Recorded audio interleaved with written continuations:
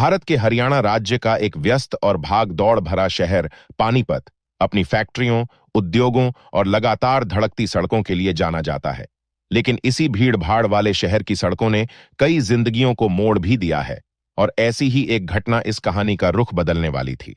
पानीपत के इसी शहर में विनोद भरारा अपनी पत्नी और बच्चों के साथ रहते थे।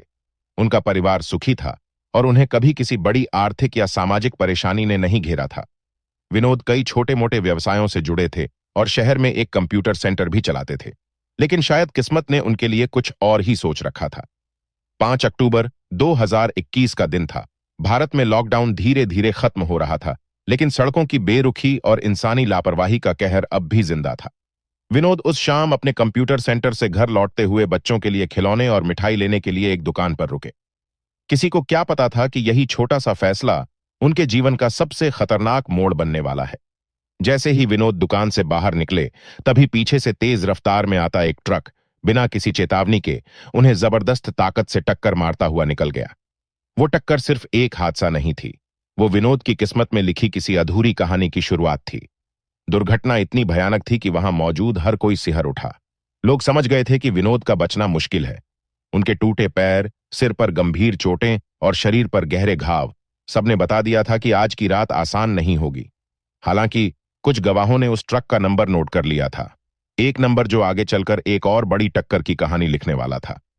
विनोद के चाचा, जो परिवार की जान कहे जाते थे, घबराहट में पुलिस स्टेशन पहुंचे और रिपोर्ट दर्ज कराई। पुलिस ने नंबर के आधार पर ट्रक चालक देव कुमार को पंजाब के बठिंडा से गिरफ्तार किया। लेकिन कानून का वही पुराना ढीला रवैया यहां भी देखने को मिला। अदालत ने देव को 10 दिन की पुलिस हिरासत में रखने का आदेश तो दिया, मगर उसके बाद उसे जमानत मिल गई। सभी ने मान लिया था कि कहानी यहीं खत्म हो गई है, लेकिन विनोद के माथे पर एक डर अब भी ठहरा हुआ था। और फिर 2 महीने बाद 10 दिसंबर की वो शाम आई जब सब कुछ बदलना था। देव कुमार, जो अब तक दूर बठिंडा में था, अचानक पानीपत लौट आया। इस बार वो अपने हाथों में कोई हथियार लिए नहीं, बल्कि अफसोस और माफी की एक बोझिल भावनाओं से भरा हुआ विनोद के दरवाजे पर खड़ा था। दरवाजा खुला था। शायद किस्मत फिर से कोई खेल खेलने वाली थी। देव सीधे अंदर गया, जहां विनोद एक कमरे में चुपचाप बैठा था।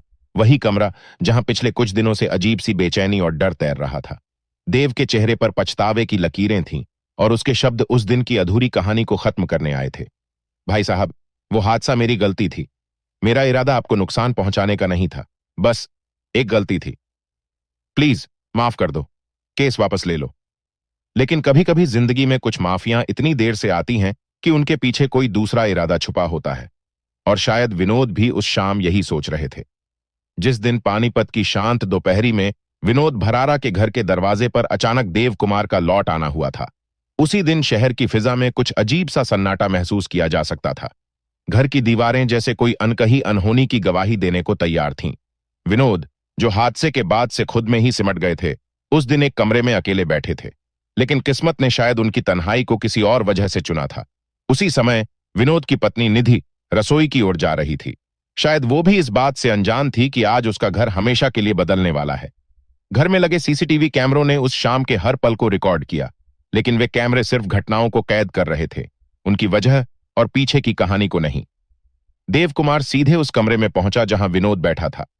दरवाजे को धीरे से बंद करने का उसका तरीका बता रहा था कि वो जो करने आया है उसके लिए मन बना चुका है। और तभी 2 तेज कांपती हुई गोलियों की आवाज ने पूरे घर का सन्नाटा चीर दिया। एक गोली विनोद के सिर पर और दूसरी कमर पर। दोनों गोलियां सटीक थीं, मानो किसी ने पहले से ही उनके निशाने की रिहर्सल कर रखी हो। गोलियों की आवाज के साथ ही निधि और उनका बच्चा दहशत में घर से बाहर भागते दिखाई दिए। सीसीटीवी में वो मदद के लिए चिल्लाते, पड़ोसियों को पुकारते दिखे। चारों ओर अफरा-तफरी मच गई। देव कुमार, जिसने अभी अभी एक जिंदगी को खत्म किया था, भागने की कोशिश करने लगा, लेकिन जैसे किसी अदृश्य ताकत ने उसे रोक रखा हो, पड़ोसियों ने दरवाजे पर ही उसे दबोच लिया। पुलिस पहुंची। शुरुआती जांच में मामला बिल्कुल साफ दिखा। देव कुमार पहले ही ट्रक हादसे में शामिल था, जेल गया, जमानत पर छूटा, फिर विनोद से माफी मांगने आया। बहस हुई और गुस्से में गोली मार दी। सबूत, सीसीटीवी, गवाह और घटनाओं का क्रम, सब कुछ उसके खिलाफ था। लेकिन हर कहानी की परतों में कुछ ऐसे राज छुपे होते हैं जो पहली नजर में दिखाई नहीं देते। और इस कहानी में भी असली खेल अभी बाकी था। 2 साल बीत गए और जब सबने मान लिया था कि विनोद की हत्या का मामला हमेशा के लिए बंद हो चुका है, तभी जून 2024 की एक शाम पानीपत के एसपी के फोन पर एक अजीब सा विदेशी नंबर फ्लैश हुआ। वो नंबर ऑस्ट्रेलिया से था। संदेश ने एक बार फिर कहानी की हवा बदल दी। उसमें लिखा था, जिस देव कुमार को तुमने पकड़ रखा है वह असली हत्यारा नहीं है। तुमने गलती की है। मुझे पता है विनोद को किसने मारा। मैं उसका छोटा भाई हूं। ऑस्ट्रेलिया से बोल रहा हूं। एसपी ने जैसे ही संदेश पढ़ा, उसके चेहरे पर गंभीरता आ गई। उसका मन अचानक उस दिन की सीसीटीवी फुटेज की ओर लौट गया। दरवाजा बंद करना, गोली चलाना और वो सटीक निशाने। क्या यह सचमुच एक हादसे का बदला था या किसी और बड़ी साजिश का हिस्सा? एसपी के मन में शक की लकीरें गहरी होने लगीं।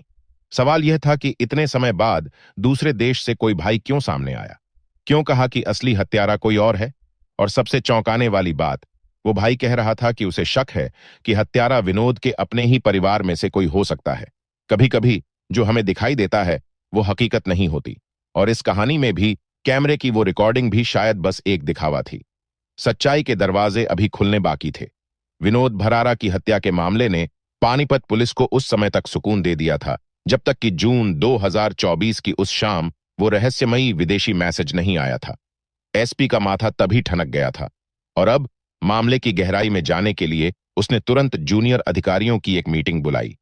कमरे में फैली हवा भी तब बोझिल हो उठी थी, जैसे दीवारें भी सुनना चाहती हों कि अब कौन सा राज खुलेगा। एसपी ने अपने सबसे भरोसेमंद अफसरों की एक गुप्त विशेष टीम बनाई। ये टीम सिर्फ नाम के लिए नहीं, बल्कि मामले की हर परत उधेड़ने के लिए बनाई गई थी। आदेश साफ था, ये केस जितना हमें दिखाई दे रहा है उससे कहीं ज्यादा गहरा है।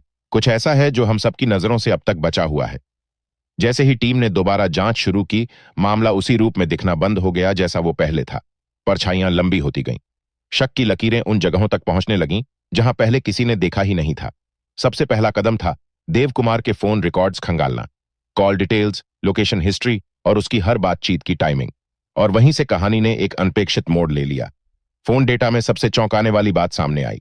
10 दिसंबर 2021, जिस दिन विनोद की गोली मारकर हत्या हुई थी, उस दिन देव कुमार ने सुमित नामक व्यक्ति से असामान्य रूप से लंबी बातचीत की थी।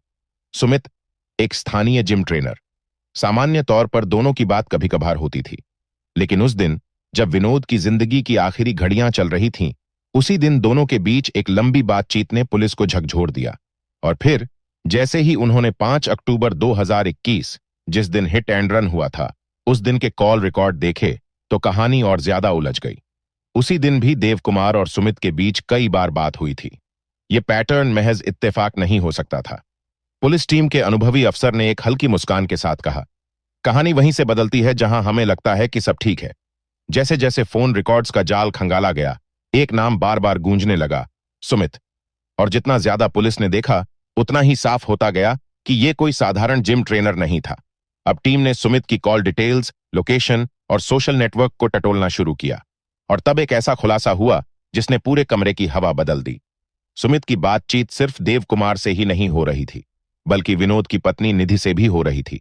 उनकी बातचीत की टाइमिंग, कॉल की लोकेशन और उनकी बातचीत की लंबाई, सब कुछ ऐसा बता रही थी जो सीधे सीधे सिर्फ दोस्ती नहीं कही जा सकती थी।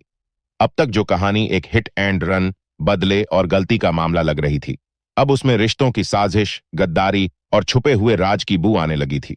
एसपी ने सिर झुकाकर बस इतना कहा, असल हत्यारा वो नहीं जो दिखता है। साजिश वहीं पलती है जहां भरोसा सबसे ज्यादा होता है। निधि और विनोद की शादी साल 2003 में बड़े धूमधाम से हुई थी। आस पड़ोस, रिश्तेदार और जानने वाले सभी यही कहते थे कि ये जोड़ी तो एक दूसरे के लिए ही बनी है। विनोद अपनी पत्नी निधि से बेपनाह मोहब्बत करता था। वह उसे सिर्फ अपनी पत्नी नहीं, बल्कि अपनी सबसे अच्छी दोस्त, हमराज और जीवन की सबसे बड़ी ताकत मानता था। घर के हर फैसले में वह निधि की राय लेता, उसकी खुशी को सबसे ऊपर रखता। बाहर से देखने पर उनकी जिंदगी एक आदर्श शादीशुदा जोड़े की तरह दिखती थी। मोहल्ले में भी लोग कहा करते थे, देखो विनोद निधि को, जैसा रिश्ता इनका है वैसा सबका हो। कभी किसी ने दोनों को लड़ते, बहस करते या एक दूसरे से नाराज होते नहीं देखा था। उनकी जिंदगी की तस्वीर ऊपर से एकदम चमकदार और खुशनुमा थी, लेकिन कोई नहीं जानता था कि उस तस्वीर के पीछे कितनी गहरी दरारें धीरे धीरे पनप रही थीं। एक ऐसा सन्नाटा जो दिखता नहीं था, लेकिन दिन ब दिन रिश्ता भीतर से खोखला कर रहा था। विनोद अपने काम में बिजी रहता, और निधि की जिंदगी में कब सुमित नाम का वो शख्स दाखिल हुआ, किसी को भनक तक नहीं लगी। धीरे धीरे दोनों के बीच नजदीकियां बढ़ती गईं। पहले दोस्ती, फिर घंटों फोन पर बातें और फिर मुलाकातें। निधि के दिल में विनोद के लिए मोहब्बत की जगह अब नफरत, झुंझलाहट और आजादी की चाहत ने ले ली थी। उसे अब अपना रिश्ता बोझ लगने लगा था। सुमित के साथ मिलकर उसने एक ऐसी खौफनाक साजिश रची जिसकी कल्पना भी विनोद कभी नहीं कर सकता था। देव कुमार, जो पहले से ही उस एक्सीडेंट केस में फंसा हुआ था, उसे मोहरे की तरह इस्तेमाल किया गया। निधि ने ही सुमित के जरिए देव तक अपना संदेश भिजवाया और फिर वो मनहूस दिन आया, 15 दिसंबर 2021। कहते हैं ना कि कभी कभी इंसान का सबसे बड़ा दुश्मन वही होता है जो सबसे करीब होता है। विनोद के साथ भी यही हुआ। जिस पत्नी के लिए वो दिन रात मेहनत करता था, जिसने हमेशा उसके लिए अपना सब कुछ न्यौछावर किया, वहीं उसकी मौत की साजिश की मास्टरमाइंड निकली। और जब सच्चाई सामने आई तो वो रिश्ते, वो मोहब्बत और वो विश्वास, सब कुछ एक झटके में राख हो गया। निधि का जीवन बाहर से देखने पर एकदम परफेक्ट था। आदर्श पत्नी, आदर्श मां और आदर्श घर, ऐसा जीवन जिसे हर कोई चाहता था। विनोद और निधि की शादी भी शानदार थी और उनके 2 प्यारे बच्चे थे, एक लड़का और एक लड़की। विनोद का परिवार भी निधि को अपनी बेटी जैसा मानता था और सबका आपस में अच्छा संबंध था। उनके पारिवारिक व्यवसाय में कोई कमी नहीं थी, घर में हमेशा पैसे की कोई कमी नहीं थी और जीवन आराम से चल रहा था। शायद यही कारण था कि किसी को भी यह विश्वास करना मुश्किल था कि यह आदर्श दिखने वाला परिवार किसी दिन इस भयानक अपराध में उलझ जाएगा। लेकिन अब सवाल यह था कि निधि जैसी समर्पित पत्नी, जो परिवार के लिए पूरी तरह से समर्पित थी, वह अपने ही पति की हत्या की साजिश कैसे रच सकती थी? ऐसा क्या हुआ कि उसकी आदर्श जिंदगी अचानक एक घातक योजना में बदल गई? 2021 के शुरुआती दिनों में निधि को अचानक स्वास्थ्य समस्याएं महसूस होने लगीं। इससे पहले उसका स्वास्थ्य काफी अच्छा था, लेकिन अब उसे थोड़ी कमजोरी और थकान महसूस होने लगी। इस समय उसने एक निर्णय लिया, वह अपनी फिटनेस पर ध्यान देगी। इसलिए उसने एक जिम ज्वाइन किया ताकि अपने स्वास्थ्य को बेहतर बना सके। विनोद, जो हमेशा अपनी पत्नी के फैसले का समर्थन करता था, इस बार भी उसने उसे पूरा समर्थन दिया। जिम में उसे एक नया ट्रेनर सुमित मिला। सुमित, जो एक निजी फिटनेस ट्रेनर था, धीरे धीरे निधि के करीब आ गया। इस दोस्ती ने जल्दी ही एक और रूप ले लिया। समय के साथ उनका रिश्ता सिर्फ दोस्ती तक सीमित नहीं रहा। निधि और सुमित के बीच अफेयर शुरू हो गया। सुमित को यह बखूबी समझ में आ गया था कि निधि शादीशुदा है, लेकिन साथ ही उसे विनोद की संपत्ति पर भी नजर थी। सुमित का उद्देश्य सिर्फ निधि के साथ प्यार नहीं था, बल्कि वह उसके जरिए उसके पति के पैसे और संपत्ति भी हासिल करना चाहता था। फिर एक दिन जब विनोद को कुछ संदिग्ध लगा, उसने निधि के फोन पर गौर किया। उसे पता चला कि निधि और सुमित के बीच घंटों फोन पर बातचीत होती थी और हर बार विनोद के घर आने से पहले निधि जल्दी से कॉल हिस्ट्री को डिलीट कर देती थी। यह एक सामान्य बात नहीं थी और विनोद को यह बात खटकने लगी। आखिरकार एक दिन विनोद को फेसबुक पर सुमित और निधि के बीच मैसेज मिल गए। यह सब देखकर उसकी दुनिया पलट गई। विनोद ने उस दिन अपनी पत्नी से गहरी बहस की। वह गुस्से में था और उसका दिल टूट चुका था। उसने निधि को सुमित से कभी न मिलने की चेतावनी दी और अपने रिश्ते को बचाने के लिए उसे बाहर जाने से रोक दिया। विनोद का दिल बुरी तरह से टूट चुका था, लेकिन फिर भी वह उम्मीद करता था कि शायद वह सब ठीक हो जाए। उसने सुमित को भी चेतावनी दी। उसे कहा कि वह अब इस रिश्ते में दखलंदाजी न करे। विनोद ने सुमित के खिलाफ कानूनी कार्रवाई की धमकी दी और साफ साफ कहा कि अगर वह फिर कभी इस तरह की हरकत करेगा तो वह उसे पुलिस में रिपोर्ट कर देगा। विनोद ने इन सभी घटनाओं को परिवार से छिपाकर रखा। उसे लगा कि अगर इस मामले को परिवार में बताया तो यह और भी बिगड़ जाएगा, खासकर बच्चों के सामने। शायद विनोद सोचता था कि वह निधि को सुधारने का एक मौका दे, कि वह अपने किए पर पछताएगी और सब ठीक कर लेगी। लेकिन क्या ऐसा हो सकता था? निधि का जीवन जिस आदर्श पति और परिवार के साथ शुरू हुआ था, वह अब एक खौफनाक साजिश में बदल चुका था। अक्सर जब कोई साथी गलती करता है तो दूसरा साथी उसे सुधारने की कोशिश करता है, लेकिन निधि के लिए यह सब केवल एक खेल था। उसकी चिंता अपने परिवार के बारे में नहीं थी, बल्कि उसका ध्यान केवल अपने स्वार्थ और सुमित के साथ अपने रिश्ते को कायम रखने पर था। विनोद उसकी योजनाओं में एक बाधा बन चुका था और वह उसे हटाना चाहती थी ताकि वह अपनी नई जिंदगी सुमित के साथ बिना किसी रोक टोक के जी सके। निधि के इरादे बिल्कुल मासूम नहीं थे। वह जानती थी कि विनोद की मौत के बाद वह उसके बीमा और संपत्ति का फायदा उठा सकती है। यही कारण था कि उसने अपनी पूरी योजना को बेहद चालाकी से तैयार किया। सितंबर 2021 में उसने सुमित के साथ मिलकर देव सुनार नामक एक व्यक्ति को काम पर रखा, जिसे दीपक के नाम से भी जाना जाता था। इस व्यक्ति ने विनोद को मारने के लिए एक हिट एंड रन घटना की योजना बनाई, जिससे यह लगे कि यह केवल एक दुर्घटना थी। निधि ने सुनिश्चित किया कि देव को उसके काम के लिए 10 लाख रुपए का भुगतान किया जाएगा और इसके साथ ही उसने देव के परिवार के खर्चों और मामले से संबंधित कानूनी शुल्क को कवर करने का वादा किया। इसके अलावा निधि ने इस योजना को सफल बनाने के लिए एक पिकअप ट्रक खरीदा ताकि वह यह सुनिश्चित कर सके कि विनोद को उसी ट्रक से कुचला जाए। 5 अक्टूबर 2021 को देव को विनोद के रास्ते पर आकर उसे ट्रक से कुचलने का काम सौंपा गया, लेकिन किस्मत ने खेल खेला और विनोद उस दिन बच गया। हालांकि देव को पहले ही विनोद की दिनचर्या के बारे में पूरी जानकारी दी जा चुकी थी, जिससे उसे मौका मिल चुका था। देव को गिरफ्तार कर लिया गया, लेकिन वह जल्दी ही जमानत पर बाहर आ गया। लेकिन कहानी अभी खत्म नहीं हुई थी। निधि और सुमित की योजना अधूरी थी। इसके बाद उन्होंने नया कदम उठाने का फैसला किया। 15 दिसंबर 2021 को निधि ने देव को फिर से विनोद के घर भेजने की योजना बनाई, इस बार मामला सुलझाने का नाटक करते हुए। लेकिन इस बार देव का असली उद्देश्य विनोद को बंदूक से मारने का था। इस बार उनकी साजिश सफल रही और देव ने अपनी योजना के अनुसार विनोद को मार डाला।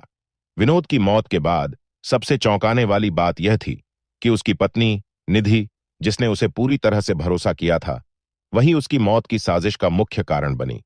यह कोई और नहीं बल्कि वही महिला थी जो दिन रात उसे अपने परिवार और बच्चों के साथ प्यार दिखाने का नाटक करती थी। अब आपको सोचने पर मजबूर कर देता है कि विनोद का भाई प्रमोद भरारा, जो ऑस्ट्रेलिया में रह रहा था, ने आखिरकार निधि पर कैसे शक किया। विनोद की मौत के बाद निधि ने सबसे पहले यह कहा कि वह अब घर में नहीं रह सकती, क्योंकि यह उसे विनोद की याद दिलाता था। उसने अपने बच्चों और ससुर के साथ एक नई जगह जाने की योजना बनाई, लेकिन यह कदम उसका असली उद्देश्य छिपाने के लिए था। इस कदम का असली कारण था कि अब वह सुमित से बिना किसी बाधा के मिल सके। वह जानती थी कि विनोद की मौत के बाद अब वह खुलेआम सुमित से मिल सकती है और कोई नहीं जान पाएगा। निधि ने अपने ससुर के बैंक अकाउंट और विनोद की मौत से मिली बीमा की रकम का इस्तेमाल करते हुए अपने जीवन में एक नया अध्याय शुरू किया। उसने अपने बच्चों के लिए एक नया घर खरीदा और सुमित के साथ मिलकर नए जीवन की शुरुआत की। यह सब उसने अपनी नैतिकता को धोखा देकर किया, लेकिन प्रमोद को सब कुछ शक होने में ज्यादा देर नहीं लगी। एक रिपोर्ट के अनुसार विनोद ने अपनी मौत से पहले अपने भाई प्रमोद को निधि और सुमित के रिश्ते के बारे में बताया था, लेकिन उसकी बातों पर विश्वास करना मुश्किल था। अब जब प्रमोद को सच पता चला, उसने पुलिस से मदद की और इस मामले की पूरी जांच को नया मोड़ दिया। इस सब ने यह सिद्ध कर दिया कि कोई भी रिश्ते का दिखावा और बाहरी जीवन कभी पूरी सच्चाई नहीं दिखाते। क्या लाभ था निधि को अपने पति की हत्या में, जब उसे और सुमित को इसके गंभीर परिणाम का सामना करना पड़ा। यह एक कठोर सबक है कि कभी भी किसी भी रिश्ते को एकदम सही समझने की गलती नहीं करनी चाहिए, क्योंकि सामने आने वाली सच्चाई कभी भी सबसे भयानक हो सकती है। विनोद की हत्या की साजिश में जितना छुपा हुआ था, उतना ही घातक भी था।